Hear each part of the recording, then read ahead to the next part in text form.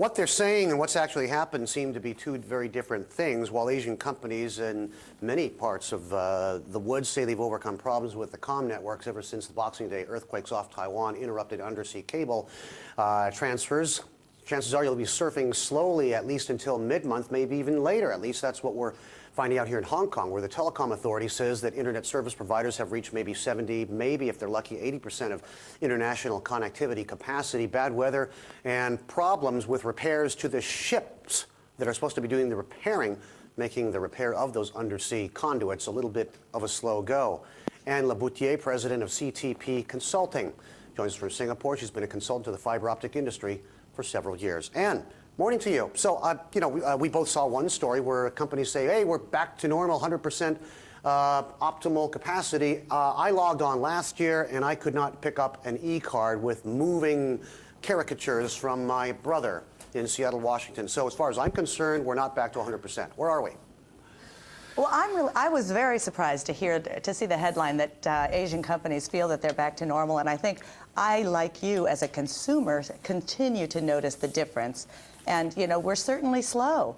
I find also the same sort of personal story. Of course, it's my dad can't reach me. And that's always, then it's bad when dad can't phone me. So I think the voice call, the voice traffic has been still very tough from overseas, particularly from the U.S. to Asia. And internet traffic, as we notice, is very slow. I think what companies are saying is their business is continuing as usual. They're not suffering a major hit to revenue or their bottom line as a result of this, which is great to hear. I guess we're still buying some time, right? Because January 2nd, not everybody was back in the office at their desk at their trading terminal. There's still some holidays that roll on throughout the week before we really get back into, say, earnest at the beginning of next week. So there's a bit of a grace period, a little silver lining, the fact that this happened during this 2-week period, correct?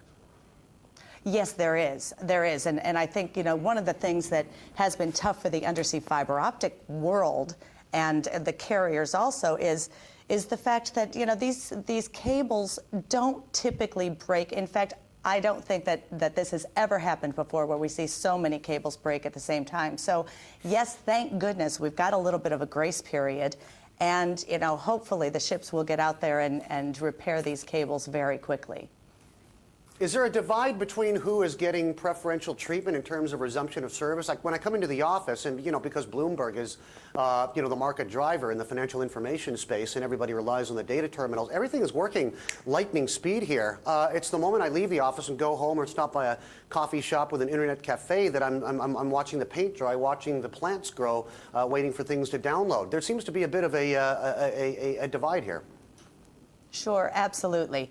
Well, you consider a company like Bloomberg, any major bank, large organizations that are multinational are carriers' #1 customers. You and I as consumers, we don't spend quite as much as Bloomberg does on our telecommunications requirements. So absolutely, any carrier out there will be routing traffic #1, first and foremost, for their big multinational customers. Interestingly, Bernie, it's some of those large customers who own their own I shouldn't say own it. They lease their own network, what we call IPLC. It's a private leased circuit.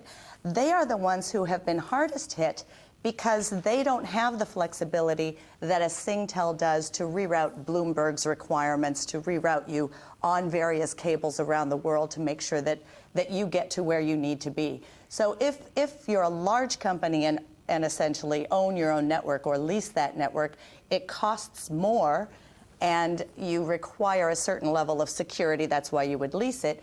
But those are the companies that are being hardest hit at this point. So it's companies that use the carriers to manage their networks that are doing okay. But sure, you and I as consumers, we're going to be the last ones to, we'll know when it's fixed because ours will continue to be not quite as good as the large companies.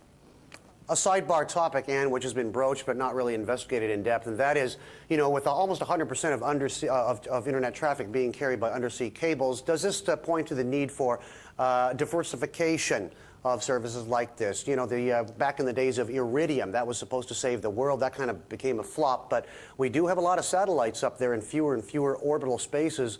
available. Is there something to be said for maybe focusing on diversification and sort of spreading out the risk in this industry? Yes, Bernie, absolutely. And any carrier out there has a diverse network and the ability to reroute their requirements. Diversity using satellite is less common. Satellites do not have the speeds available and so aren't as good for data communications. Probably what we'll see is greater diversity in the existing cable networks. And in reality, we see that today. No carrier uses just one network. They've all got several networks in the event of any sort of fault on a network. They've got several networks where they can go to reroute their requirements on a immediate basis, really. It's just in this situation where we've got 8 cables affected, 18 cable faults, I believe is the number, that carriers did not have that flexibility that they normally have. They would normally switch from one cable to another.